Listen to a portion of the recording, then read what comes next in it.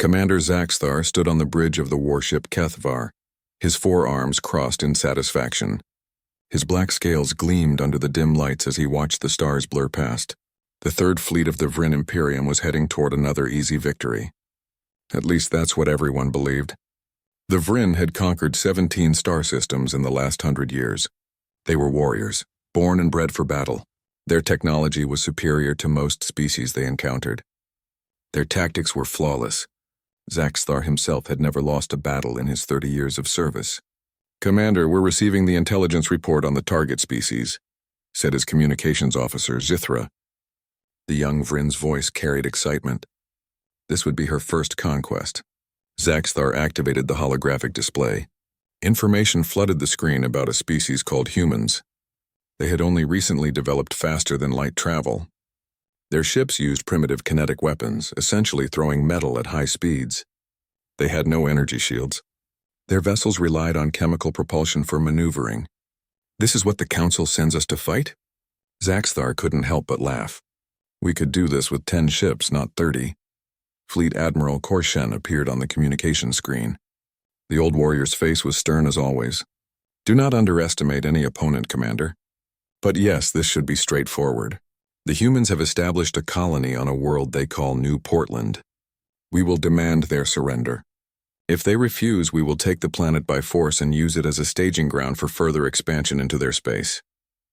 "Understood, Admiral. How long do you expect this operation to take?" 3 solar cycles at most. After they see our superior firepower, they will surrender." They all do. The fleet dropped out of faster-than-light travel at the edge of the New Portland system. Immediately, sensors detected human ships moving to intercept. Zaxthar counted 12 vessels. They were bulky, awkward-looking things that humans apparently called frigates. "Sir, the humans are attempting to establish a communication channel," Zithra reported. "Put them through." A human face appeared on the screen. The creature had only 2 arms, forward-facing eyes, and a strange patch of fur on top of its head. It wore a dark blue uniform with symbols Zaxthar didn't recognize. "This is Commander Jake Morrison of the New Portland Defense Force. You have entered our space without permission. State your intentions." Zaxthar didn't bother with pleasantries. "I am Commander Zaxthar of the Vryn Imperium 3rd Fleet. Your colony and this system now belong to the Imperium. Surrender immediately and your people will be treated fairly. Resist and you will be destroyed." Jake Morrison's face did something strange. The corners of his mouth turned upward. Zaxthar would later learn this was called a smile, but he didn't understand it then. "Well, Commander Zaxthar, I appreciate the offer, but we have a problem. We don't know how to surrender. It's not really something we practice." "Then you choose death." Zaxthar cut the communication. "All ships prepare to fire. Target their vessels. Disable their engines if possible. We'll need some of them alive for questioning." The Vryn warships opened fire with plasma cannons. The range was perfect. The targeting was accurate. 3 human frigates took direct hits, their hulls glowing orange from the heat, but they didn't retreat. Instead, the human ships accelerated forward directly into the Vryn formation. Zaxthar watched in confusion as the damaged vessels continued to advance, streaming atmosphere and debris behind them. "Sir, those ships should be out of commission," his tactical officer reported. "Their life support is failing. Hull integrity is critical, but they're still firing weapons and increasing speed." The human ships focused all their weapons on single targets. Instead of spreading their fire across the fleet, each human frigate picked one Vryn destroyer and poured everything into it. The strategy was inefficient and wasteful. It would get them all killed, but it was also effective. One Vryn destroyer's shields collapsed under the concentrated fire. The human frigate that had been targeting it suddenly accelerated to maximum speed. Zaxthar realized what was about to happen 1 second before it did. Evasive maneuvers. They're going to... The human ship rammed the Vryn destroyer at full speed. Both vessels exploded in a ball of fire and debris. Sirens blared across the fleet communication channels. "Report," Zaxthar shouted. "Destroyer Calvin is gone, sir. All hands lost. 2 more destroyers are reporting critical damage from similar ramming attacks. The humans are using their ships as weapons." Zaxthar stared at the tactical display in disbelief. In less than 10 minutes, the humans had destroyed 3 Vryn warships and damaged 2 more. Yes, they had lost most of their own fleet, but they had made the Vryn pay dearly for it. The remaining human frigates were now effectively dead in space, too damaged to continue fighting. But even then, they didn't stop. They used their last power reserves to launch every missile and fire every gun they had left. Finish them, Zaxthar ordered quietly. The Vryn fleet destroyed the remaining human defenders, but there was no celebration on the bridge of the Kethvar. Everyone was too stunned by what they had witnessed. "Sir, we're detecting movement from the planet," Cithra said. "Multiple ships are launching from the surface." "Military vessels?" "No, sir. They appear to be evacuation transports and cargo ships. They're heading away from the planet. Let them go. We're here for the colony, not refugees." But 5 minutes later, Zithra spoke again, her voice uncertain. "Sir, the evacuation ships are turning around. They're coming back toward us." Zaxthar pulled up the tactical display. She was right. The civilian ships had circled around and were now approaching the fleet. As they got closer, sensors showed something impossible. "They've mounted weapons on those ships," the tactical officer said. "Mining lasers, industrial cutters, even what looks like welded metal plates for armor. Sir, those civilians are trying to fight us." A cargo vessel, moving slowly but deliberately, fired a mining laser designed to cut through asteroids. The beam struck a Vryn cruiser's engine section. Alarms blared as the cruiser lost propulsion. "All ships engage the civilian craft." Korshen's voice came through the fleet channel. "Show no mercy." The Vryn fleet turned its weapons on the civilian ships. It was a massacre, but even as they died, the humans kept fighting. A transport ship filled with refugees rammed a Vryn frigate. Both ships were destroyed instantly. When the battle finally ended, Zaxthar sat in his command chair and stared at the casualty reports. The Third Fleet had lost 5 warships destroyed and 7 more damaged, against a handful of military frigates and civilian craft. "Prepare for orbital bombardment," Korshen ordered. "We will soften their defenses before landing ground troops." As the fleet moved into position around New Portland, Zaxthar felt something he had never experienced before in his military career. It was small, just a whisper in the back of his mind, but it was there. Doubt. He looked at the planet below and wondered what kind of species would turn their children's evacuation ships around to fight warships. What kind of people would ram vessels filled with families into military cruisers just to take one more enemy with them? On the communication channel, a human voice began broadcasting. It was a recording from one of the destroyed frigates set to repeat automatically. "This is Commander Jake Morrison. If you're hearing this, we're gone. But we made you bleed for it. That's all that matters. We made you bleed, and they're going to make you bleed more." Zaxthar ordered the communication silenced, but the words stayed in his mind. The conquest of New Portland had just begun, and already everything was wrong. The orbital bombardment of New Portland lasted for 6 hours. Zaxthar watched from the Kethvar as plasma fire rained down on military installations, communication centers, and defensive positions. The humans had to understand they were beaten. They had to see that resistance was pointless. But when the bombardment ended and the troop carriers began their descent, the humans were still there, still waiting, still ready to fight. Zaxthar led the ground assault himself. He wanted to see these humans up close to understand what made them so willing to die. His shock troops were the best the Vryn military had to offer, trained for decades in ground combat. They wore powered armor that could withstand small arms fire and enhance their strength tenfold. The first landing zone was the capital city's main square. The city was damaged but not destroyed. Buildings still stood, though many had collapsed walls and shattered windows. Smoke drifted through the streets. It was eerily quiet. "Spread out in standard formation," Zaxthar ordered. "Watch for ambushes. Scan every building before we advance." The Vryn troops moved through the streets with practiced efficiency. They had done this on dozens of worlds. Secure the landing zone, establish a perimeter, wait for reinforcements, then push outward until all resistance collapsed. The first shot came from a third-story window. A human weapon, primitive but effective, struck a Vryn soldier in the chest. The powered armor absorbed most of the impact, but the soldier staggered backward. "Contact! Third floor, eastern building." The Vryn returned fire, their plasma rifles turning the window into molten slag. But more shots came from different directions. The humans were everywhere, firing from buildings, from rubble, from underground passages. "They're using guerrilla tactics," Zaxthar's second-in-command observed. "Hit and run. They're not trying to hold ground. Then we burn them out. Use incendiary rounds on any building that shows resistance." The battle for the capital became a nightmare. The Vryn would clear a building, only to have humans attack from behind once they moved on. Children, human young who couldn't be more than 10 solar cycles old, would run out with explosive devices and throw them at Vryn troops before disappearing into the ruins. Zaxthar cornered a group of human defenders in a residential structure. He could hear them inside, moving around, preparing for the Vryn assault. He activated his translator and called out to them. "You are surrounded. Your military is destroyed. Your orbital defenses are gone. Surrender now and you will live," a human voice responded. It was female, calm despite the circumstances. "We know we're going to die. We made peace with that hours ago, but we're taking as many of you with us as we can. Why? Your deaths serve no purpose. The battle is lost. The battle isn't the war, and the war isn't about winning.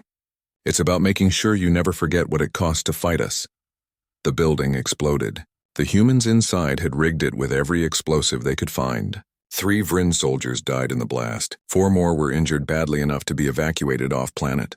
Later, Zaxthar would learn the name of the woman who had spoken to him. Lisa Grant, a civilian engineer with no military training. She had killed 7 Vryn soldiers with improvised explosives made from mining equipment and farming chemicals. The ground campaign dragged on for days, then weeks. Every block was contested. Every building was a fortress. The humans used tactics the Vryn had never encountered. They flooded underground tunnels to trap Vryn soldiers. They collapsed buildings on top of advancing troops. They set fires that created smoke screens to hide their movements. And they never, ever stopped fighting. Zaxthar watched footage from a forward position where a single human soldier held a choke point for 6 hours. The human's unit had been killed in an earlier engagement, but he stayed behind with a machine gun and several boxes of ammunition. He killed 19 Vryn soldiers before finally running out of bullets. Even then, he didn't surrender. When the Vryn troops moved in to capture him, he detonated a grenade, killing himself and 2 more Vryn. The strangest part was the audio recording. The human had been singing the entire time he fought, broadcasting over an open channel. The translator identified it as something called country music. The lyrics were about home, family, and never backing down. "Sir, we're receiving a transmission from the human military," Zithra reported. "They're broadcasting on all channels. Put it through." A human woman appeared on screen. She wore a gray uniform with more of those incomprehensible symbols. Her face was hard, her eyes cold. "I'm Commander Beth Cooper of Earth's Colonial Defense Force. I want to make sure you understand what you're fighting. You think we're weak because our technology is primitive. You think we'll break because you've got better weapons, but you don't understand what makes us dangerous." Zaxthar said nothing, just watched. "Let me educate you. Humans have been fighting wars for 10,000 years. We've killed more of our own species than any disease or natural disaster ever did. We had weapons that could destroy our entire planet, and we came within minutes of using them multiple times. We had to invent rules for warfare because we were making war too horrible even for us." She leaned closer to the camera. "Every human child studies military history the way your children study mathematics. We know every battle, every strategy, every mistake ever made in combat. War isn't something we do. It's something we are. It's in our DNA, our culture, our stories, our dreams." The transmission cut to footage of Earth's history. Battles with millions of dead. Cities burned to ash. Weapons that could level mountains. All of it done by humans to other humans. "You want to conquer us? You're welcome to try. But understand that we've been fighting things scarier than you for our entire existence. Predators, plagues, ice ages, each other. We're the species that looked at a world trying to kill us and said, 'Not today.'" Beth Cooper's face returned to the screen. "So come at us. Give us your best. But know this, when you fight humans, you're not fighting for territory or resources. You're fighting for the right to sleep at night without wondering when we're coming for you." The transmission ended. Zaxthar stood in silence for a long moment. Around the bridge, his crew shifted uncomfortably. Finally, Zithra spoke up. "Sir, it's just propaganda. They're trying to scare us." "Are they succeeding?" Zaxthar asked quietly. No one answered. The next day, Vryn Command made a decision. They would trap the remaining New Portland defenders in the underground bunker complex beneath the capital. Intelligence suggested several hundred human soldiers and civilians had taken refuge there. It would be the perfect opportunity to end the resistance with one decisive strike. Zaxthar led 2,000 Vryn shock troops into the tunnels. The passages were narrow, forcing them to move in smaller groups. Perfect for defense, terrible for an assault. But they had superior numbers and better weapons. It should have been simple. The humans had other plans. The Vryn forces spread through the tunnels, clearing them section by section. They found abandoned equipment, medical supplies, even children's toys. But no humans. The tunnels were empty. "Sir, this doesn't feel right," one of his officers said. "Where are they?" Zaxthar realized the truth 1 second too late. It's a trap. Everyone out now. Evacuate the tunnels. The explosives went off in sequence, each one triggering the next. The humans had rigged 300 meters of tunnel with every bomb, mine, and explosive charge they had. The tunnels collapsed, burying the Vryn troops under tons of rock and metal. Zaxthar was near the entrance when the explosion started. He ran, his forearms pumping as debris rained down around him. He made it out with 50 other soldiers. 2,000 went into the tunnels. 51 came out, and as rescue teams began the grim work of recovering bodies, they found something else: human bodies in the rubble. The defenders had been in the tunnels when they detonated the explosives. They had killed themselves to take the Vryn with them. Zaxthar stood at the entrance to the collapsed tunnel and felt that whisper of doubt grow into something louder. Something that felt uncomfortably like fear. Fleet Admiral Korshin declared victory 3 days later. New Portland was conquered. The surviving humans were rounded up and placed in detention centers. The planet belonged to the Vryn Imperium, but the victory felt hollow. The Third Fleet had lost 12 warships. 4,000 Vryn soldiers were dead. The planet's infrastructure was destroyed, making it worthless as a colony. And somewhere out in space, the rest of humanity was watching, learning, and preparing to respond. Zaxthar looked at the casualty reports and wondered what they had really won. 2 weeks after the conquest of New Portland, long-range sensors picked up something that made Zaxthar's blood run cold. 17 human battlegroups were moving through space toward Vryn-occupied territory. These weren't the small colonial defense frigates they had fought before. These were proper warships from Earth's main fleet. The vessels had names that the translator struggled with at first. When it finally provided meaning, Zaxthar understood why. The ships were called things like Vengeance, Relentless, and Retribution. The humans named their warships after concepts of revenge and determination. "They're not coming to negotiate," Sheethra observed, staring at the sensor readings. "No," Zaxthar agreed. "They're coming for blood." Fleet Admiral Korshin called an emergency meeting of all senior commanders. The old admiral's face showed strain for the first time since the campaign began. "Intelligence estimates the human fleet heading our way has more firepower than our entire Third Fleet. The Council is sending reinforcements, but they won't arrive for at least 2 months. We need to understand what we're facing. Commander Zaxthar, you led the ground assault. What can you tell us about human psychology?" Zaxthar thought carefully before answering. "They don't think like us, Admiral. We fight to conquer, to expand, to prove our strength. Humans fight because they refuse to lose. There's a difference. A conquered species accepts defeat when the cost becomes too high. Humans just get angrier," one of the other commanders scoffed. "They're primitives with crude weapons. They got lucky at New Portland because we underestimated them. That won't happen again." Before Zaxthar could respond, a junior officer spoke up. "Sir, we've captured a human pilot.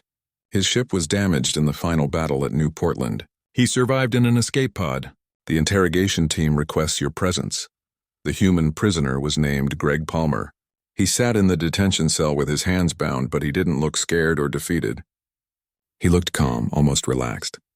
When Zaxthar entered, Greg smiled. "Commander Zaxthar, right? I recognize you from the battle footage. You're the one who led the ground assault. You will answer our questions," Zaxthar said, activating the interrogation protocols.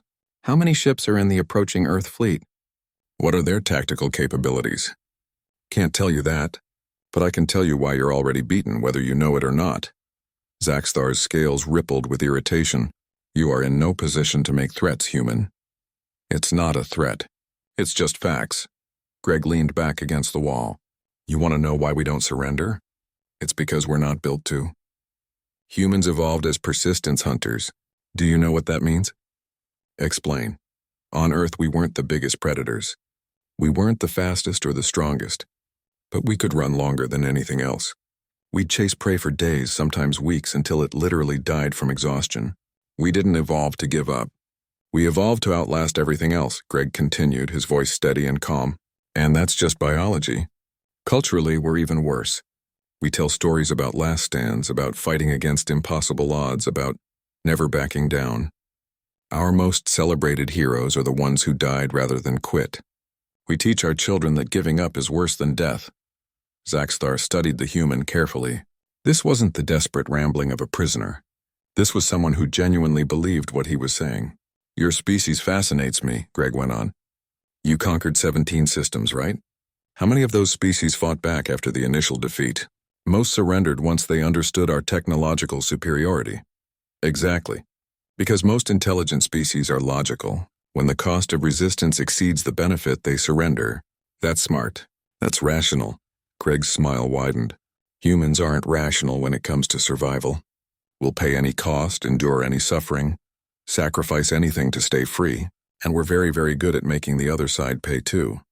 Zaxthar left the detention cell with more questions than answers. He went to medical bay and requested full biological data on human physiology. What he found disturbed him more than he wanted to admit. Humans had redundant organs. They could lose a kidney, part of their liver, even portions of their brain, and continue functioning. Their bodies produced natural combat stimulants, something called adrenaline, that allowed them to ignore pain and fatigue during fights. They could operate on minimal sleep for weeks at a time. Their bones healed stronger after breaking. Their immune systems kept a memory of every disease they survived, making them harder to kill the longer they lived. Even their eyes were those of a predator species, facing forward for binocular vision and depth perception. They're designed to hunt and kill, the medical officer explained. Every aspect of their biology is optimized for pursuit, combat, and survival. And that's before you consider their tool-using capabilities. Their hands evolved specifically to grip and manipulate weapons. Zaxthar returned to his quarters and tried to rest, but sleep wouldn't come. For the first time in his 30 years of military service, he felt genuine fear. Not of dying. He had accepted that possibility long ago. But fear of fighting an enemy that couldn't be defeated through conventional means. The Vryn conquered through superior technology and tactical excellence. But what did you do when the enemy simply refused to acknowledge they were beaten? How did you fight a species that would literally chase you until you died? His communication panel chimed. Sithra's face appeared on the screen. Sir, the human fleet has entered sensor range. You need to see this. Zaxthar hurried to the bridge. The tactical display showed the approaching human vessels in detail. They were larger than expected, bristling with weapons. But what caught his attention was the formation. The human ships were arranged in a pattern that left their support vessels exposed, putting their warships at the front. They're not using defensive formations, the tactical officer said. This is a pure assault configuration. They're not planning to defend anything. They're planning to attack everything. How long until they reach us? 18 hours, sir. The wait was agonizing. Zaxthar tried to prepare, reviewing tactical scenarios and defensive strategies. Nothing felt adequate. The Vryn had superior positions, better defensive infrastructure, and numerical advantage in the immediate sector. By every logical measure, they should win the coming battle. But logic didn't seem to matter when fighting humans. The human fleet arrived exactly when predicted. They didn't bother with communication or demands. They simply opened fire at maximum range and began their assault. The battle was chaos from the first moment. Human ships charged forward, taking damage but never slowing down. They used the same suicidal tactics they had employed at New Portland, but on a massive scale. When a human destroyer was disabled, it would accelerate toward the nearest Vryn vessel and ram it. They're using their ships as missiles, someone shouted over the command channel.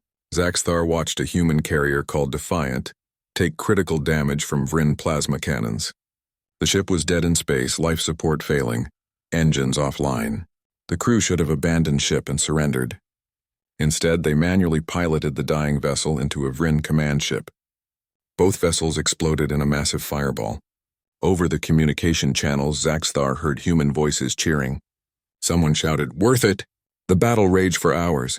The Vryn fought well, using every advantage they had. But the humans seemed to have studied every tactic the Vryn employed. They countered every strategy, adapted to every weapon, and just kept coming. When a Vryn cruiser destroyed a human frigate, 2 more human ships would immediately target that cruiser, focusing all their fire until it was destroyed. They operated like a pack of predators, coordinating instinctively. Zaxthar realized the humans weren't trying to win a tactical victory. They were trying to make the Vryn pay the highest possible price for every inch of space. "Sir, we've lost 6 warships," his tactical officer reported. "The humans have lost 9, but they don't seem to care. They just keep attacking. All ships fall back to secondary positions. We need to—" An explosion rocked the HFY. Alarms blared throughout the ship. "Hull breach on decks 4 and 5. We've lost main shields." A human destroyer was bearing down on them, all weapons firing. Zaxthar knew that look now. That was a ship that intended to ram them if necessary. Evasive maneuvers. All power to engines. The HFY barely escaped. The human destroyer passed so close that Zaxthar could see individual hull plates. Then it slammed into a Vryn frigate behind them, destroying both ships. When the battle finally ended, it wasn't because one side won. It was because both fleets were too damaged to continue fighting. The humans withdrew to a safe distance, but they didn't leave. They stayed at the edge of sensor range, watching, waiting. Zaxthar looked at the casualty reports and felt something inside him break. The Third Fleet, which had begun this campaign with 30 warships, now had only 7 functional vessels. The humans had lost ships too, but more were coming. Earth had dozens of battle groups, hundreds of warships. The Vryn Imperium had committed the majority of their military to this one campaign. And they were losing. For the first time, Zaxthar understood what Greg Palmer had meant. The humans weren't trying to win. They were trying to make the Vryn. The war dragged on for months. The Vryn Council sent reinforcements, the Second Fleet and the Fifth Fleet, bringing over 200 warships to the conflict. It was the largest military operation in Vryn history. Surely, Fleet Admiral Korshin declared, overwhelming force would break human resistance. But the humans had no intention of breaking. Zaxthar watched as the war consumed everything. Vryn colonies were redirecting their entire economies to support the military effort.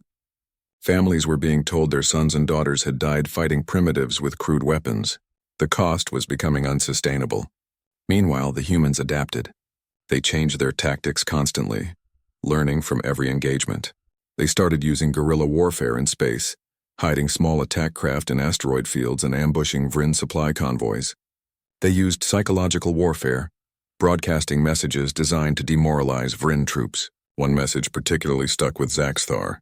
It was from a human historian named Amy Jackson, speaking calmly to the camera as if she was giving a lecture. "I want to explain something to the Vryn forces listening to this. Humans have nearly gone extinct multiple times in our history. Ice ages that covered our planet in glaciers.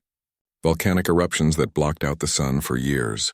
Plagues that killed half our population. Weapons we built that could have destroyed our entire world." She paused, letting that sink in. "Every human alive today is descended from survivors. People who lived through apocalypses and refused to die. That's our legacy. That's what you're fighting. We prepare for extinction as routine planning. Every human government has protocols for rebuilding civilization from scratch. We practice surviving the end of the world." The recording showed images of Earth, bunkers, seed vaults, digital archives designed to survive any catastrophe. Plans for rebuilding everything from farming to advanced technology. "You want to destroy us? You'll have to kill every single one of us on every planet, in every colony, and every space station. And even then, we've got time capsules and archives designed to survive for thousands of years, just waiting for someone to find them and start over. We're not just hard to kill, we're nearly impossible to erase." Zaxthar filed the recording away, but its message haunted him. The Vryn were fighting a species with cultural PTSD about extinction. No wonder they refused to surrender. The occupied human colonies were another nightmare. The Vryn couldn't hold territory. Resistance never stopped. Human children would leave improvised explosives for Vryn patrols. Elderly humans would sabotage equipment and infrastructure. Civilians would share intelligence with resistance fighters, making it impossible for the Vryn to operate safely anywhere. A Vryn psychologist assigned to the fleet wrote a report that Zaxthar read 3 times, unable to believe its conclusions. The psychologist stated that humans were fundamentally incompatible with subjugation. Their brains were wired to resist authority they didn't accept. Their culture celebrated rebellion and resistance. Their psychology literally wouldn't allow them to accept permanent defeat. "We cannot conquer these beings," the report concluded. "We can only kill them or leave them alone. There is no middle ground." Fleet Admiral Korshin rejected the report. He had become obsessed with defeating humanity, seeing it as a personal challenge. He ordered increasingly brutal tactics. orbital bombardment of civilian centers, execution of prisoners, destruction of cultural sites and historical monuments. Nothing worked. If anything, human resistance got stronger. A human captain named Dan Porter broadcast a message after Korshan ordered the destruction of a human museum. "Thank you for reminding us why we created rules for warfare. We were trying to be civilized. We were trying to show restraint. But you've made it clear that civility is wasted on you. So now you're going to learn why we made those rules in the first place. You're going to learn what humans look like when we stop holding back." The human military changed its tactics after that. They stopped taking prisoners. They stopped offering surrender terms. They started targeting Vryn supply lines, communication networks, and resource extraction operations. They made it clear they weren't trying to defeat the Vryn military anymore. They were trying to make the Vryn Imperium collapse economically. Zaxthar spent his nights reviewing casualty reports and resource assessments. The numbers told a story that terrified him. The Vryn Imperium had lost more soldiers fighting humanity in the past year than in the previous century of conquest combined. The economic cost was bankrupting multiple Vryn colonies. Families were starting to question whether this war was worth fighting. And the humans still hadn't deployed their full military. They were protecting Earth's core systems with the majority of their forces. Everything the Vryn had fought so far was just humanity's forward defense. "How many ships does Earth have?" Zaxthar asked Greg Palmer during one of their increasingly frequent conversations. The human prisoner had become something like an informal advisor, explaining human psychology and culture. "More than you can afford to fight," Greg said simply. "Look, Commander, I'll be straight with you. Earth is terrified of aliens. We spent centuries imagining what would happen if we met hostile species from other worlds. We made movies, wrote books, played games all about alien invasions. We prepared for this scenario for generations. But you're not even using your full fleet, because we're still scared. Earth's military doctrine is built around defense. We're not conquerors, we're survivors. But the thing about survivors is, we're really, really good at hurting things that try to hurt us." Zaxthar left the conversation feeling more hopeless than ever. The Vryn were stuck in a war they couldn't win against an enemy that wouldn't quit, and every day more Vryn soldiers died for a cause that seemed increasingly pointless. Then Fleet Admiral Korshan announced his final plan, one last assault that would break human resistance forever. They would attack Titan Station, humanity's forward base orbiting Saturn's moon. If they could destroy it, they could threaten Earth directly. Surely, facing the loss of their homeworld, the humans would finally surrender. "This is madness," Zaxthar said to Shithra as they prepared for the assault. "We don't have the forces for this. The Admiral believes it's our only chance. If we can threaten Earth, maybe we can negotiate a peace treaty. You don't negotiate with humans. You either beat them or they beat you. There's no middle ground." But orders were orders. The remaining Vryn forces, now less than 100 ships after months of constant fighting, prepared for the assault on Titan Station. The fleet made the long journey to the Saturn system. Zaxthar spent the time reviewing every piece of intelligence they had on human military capabilities. Something felt wrong. The humans had to know this attack was coming. They had to be prepared. "Sir, we're approaching Titan Station," the tactical officer announced. "Sensors are picking up." "Oh no." "Report." "Sir, we're detecting over 300 human warships. They're waiting for us." Zaxthar felt his heart sink. 300? Including capital ships we've never seen before. "Dreadnoughts, sir. They're massive." A communication channel opened. A human woman appeared on screen wearing an admiral's uniform. Her voice was cold and professional. "I'm Admiral Kate Williams of the Earth Defense Force. You've been fighting our colonial defense force for the past year. That was our military's junior varsity team. What you're looking at now is Earth's actual fleet, the forces we keep in reserve to protect our homeworld." She paused, letting that sink in. "You wanted to see what scared us into creating rules for warfare? You wanted to know what humans look like when we stop holding back. Congratulations. You're about to find out." The screen filled with human ships, 300 warships all bearing down on the Vryn fleet. They were armed with weapons the Vryn had never seen before. Advanced missiles, plasma cannons that matched Vryn technology, and something called railguns that could punch through shields like they weren't even there. "All ships prepare for emergency retreat," Korshan ordered. "We need to fall back and regroup." But the humans weren't giving them that option. Their faster ships moved to cut off escape routes while the capital ships advanced. This wasn't going to be a battle. It was going to be an execution. Zaxthar gripped his command chair as the first wave of human missiles streaked toward the Vryn fleet. He had time for one thought before the explosions began. We never had a chance. We just didn't know it until now. The slaughter had begun. The battle at Titan Station was unlike anything Zaxthar had experienced in his entire military career. It wasn't a battle. It was a systematic destruction of everything the Vryn Imperium had sent against humanity. The human fleet moved with perfect coordination, as if every ship was part of a single organism. They had spent the entire war studying Vryn tactics, learning every strategy, analyzing every weakness. Now they used that knowledge to devastating effect. When Vryn ships tried their standard defensive formation, human railguns targeted the exact weak points where shields overlapped. When Vryn commanders attempted their proven flanking maneuvers, human forces were already in position to counter. Every tactic the Vryn employed, the humans had an answer for. They know everything we're going to do before we do it, Shithra shouted over the sound of alarms. Zaxthar watched as Vryn cruisers exploded one after another.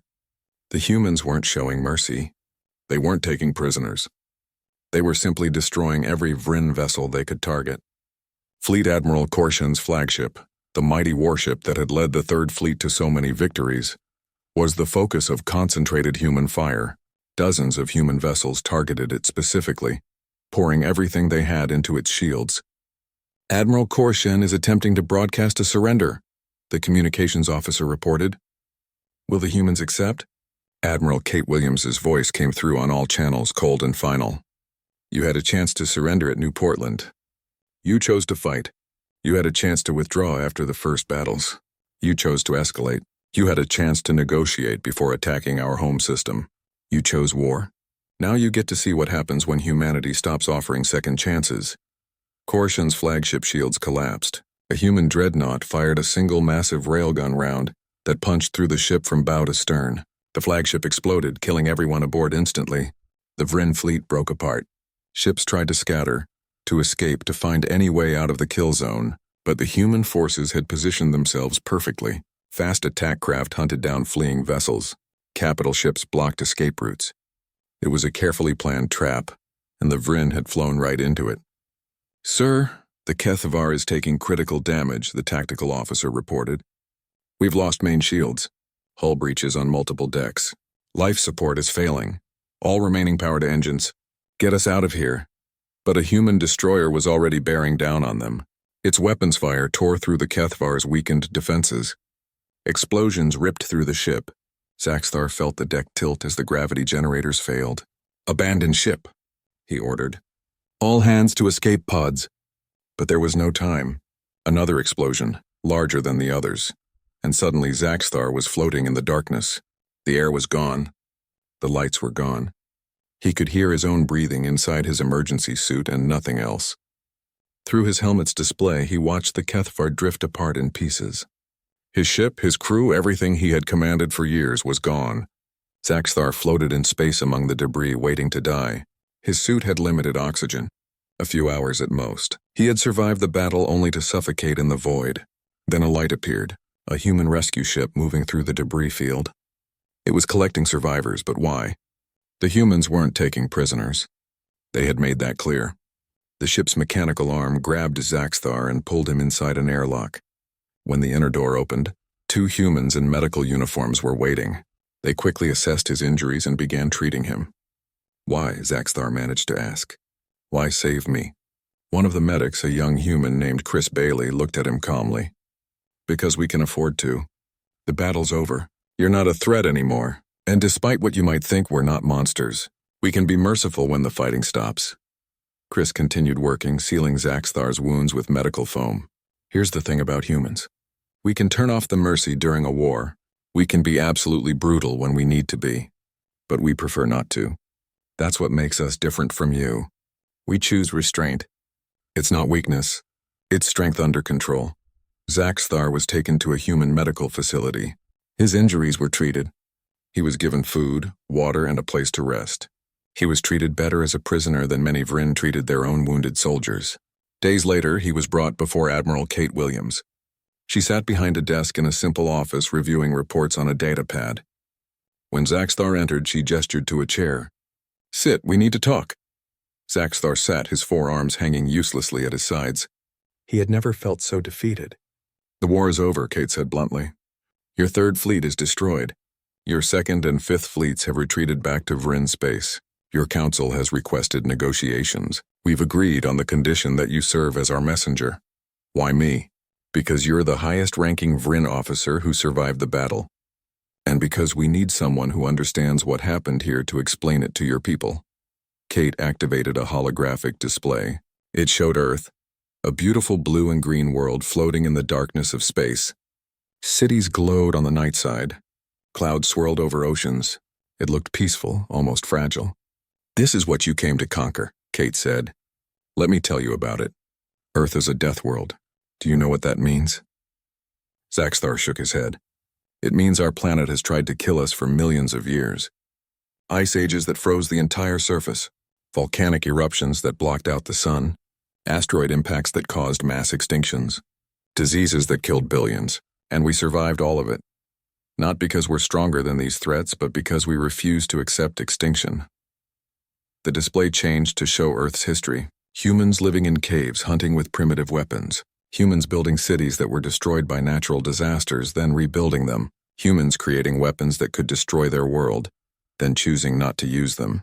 We evolved on a planet that taught us one lesson above all others: survive no matter what. We're persistence predators who chased prey until it died from exhaustion. We're tool users who turned every material into weapons.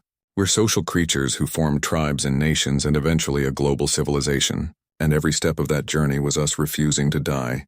Kate leaned forward. "You thought we were weak because our technology was primitive.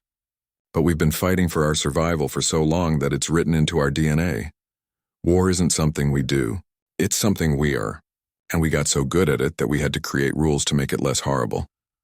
The display changed again, showing human military academies, training facilities, monuments to fallen soldiers. Every human child learns military history. We study every battle, every strategy, every mistake ever made in combat. We prepare for war even while hoping for peace, because we know what happens to species that aren't ready to fight for their survival. Zaxthar listened in silence. Everything he had experienced over the past year suddenly made sense. The suicidal attacks, the refusal to surrender, the constant resistance, it wasn't insanity. It was survival instinct refined over millions of years of evolution. "We're sending you home with a message," Kate said. "A warning for every species in this region of space. Leave humanity alone. We don't want to conquer anyone. We don't want to build an empire. We just want to explore, learn, and survive. But if you threaten us, if you try to conquer us, if you make the mistake of thinking we're weak, then you'll discover what we're really capable of." She handed him a data chip. "This contains everything. Footage from the battles, casualty reports, analysis of what went wrong for the Vryn. Study it. Learn from it. And make sure your people understand that attacking humanity was the biggest mistake your Imperium ever made." Zaxthar took the chip with trembling hands. "What happens now?" "You go home. You tell them what you learned, and you make sure this never happens again." Weeks later, Zaxthar stood before the Vryn Council delivering his report. The assembled leaders listened in shocked silence as he described the war, the losses, the terrible truth about what humanity really was. "We lost over 60% of our military forces," Zaxthar concluded. "The economic cost has bankrupted 3 colonies. We sent our best troops, our finest commanders, our most advanced technology, and we were defeated by a species that considered us a minor threat." One of the council members spoke up. "But surely with time to rebuild with new strategies—" "No." Zaxthar's voice was firm. "We cannot defeat humanity. Not now, not ever.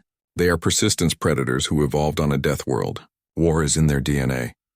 They have been preparing for interstellar conflict since before they achieved spaceflight. They study military history the way we study science. And most importantly, they will never ever accept permanent defeat." He activated the holographic display showing Earth. "This is a species that survived multiple near-extinction events. They have protocols for rebuilding civilization from scratch. They have archives designed to survive any catastrophe. They plan for the end of the world as routine preparation. You cannot destroy them without killing every single human on every planet, and even then, they have backup plans." Zaxthar looked at each council member in turn. "I fought humans once. I survived, but I will never be free of